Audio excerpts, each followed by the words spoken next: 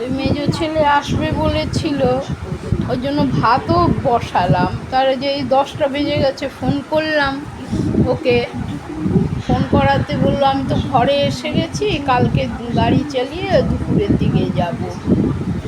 ভাতও করলাম, অতক্ষণ বসেছিলাম। যাই হোক, ছোটকা আর বাপ্পা খেলো।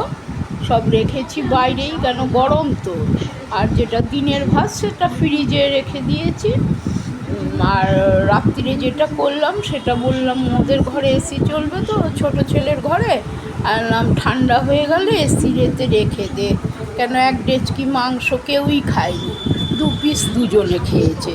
বউও খায়নি, মেয়েও খায়নি, সব দিনে খাবে। ও রাত্রিবেলা মাংস কেউ খেতে চায় না, ওরা যা খাবে দিনেতে খাবে। ওরা 1 পিস করে বাপ্পা আর ছোটকা খেলো। আর মিঠু বললো কালকে গাড়ি চালিয়ে বেরোবো সকালে, প্যাসেঞ্জারে করে, তাহলে যাই হোক ওখানে যাবো দুপুরবেলা। হ্যাঁ ঠিক আছে। যাই হোক, ওই পেঁয়াজ ফেয়াজ সব আমি কাটলাম, বেটে বুটে দিলাম। অর্ধেকটা আমি নেড়েছি, হাত ব্যথা হয়ে যাচ্ছে, দাঁড়িয়ে আমি অতক্ষণ রান্না করতে পারি না।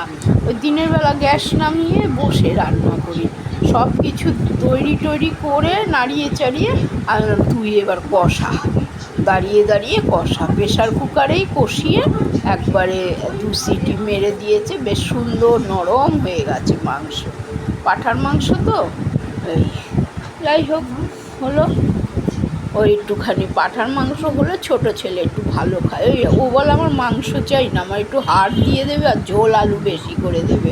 ওই জন্য আলু বেশি করে দেবে, বলে আমার ঝোল আলু হলেই আমার খাওয়া হয়ে যাবে। বাপ্পাকে 1 পিস দিয়েছি, কেন রাত্রিবেলা তো বেশি দিই না, প্রেশারের তো বেশি খাওয়াটা ভালো নয়। যে আমি একটু রাত্রিবেলা ডাল আর ভাত 1 মুঠি খেলাম। যাই হোক বন্ধুরা, তখন তো গুড নাইট আর বলতে পারিনি, এখন বলে দিচ্ছি গুড নাইট। আবার একটা কালকে নতুন সকালে তোমাদের সাথে দেখা হবে। সবাই ভালো থাকবে, হ্যাঁ সবাই ভালো থাকবে। কালকে আবার একটা নতুন সকাল দেখা হবে। গুড নাইট, হ্যাঁ গুড নাইট।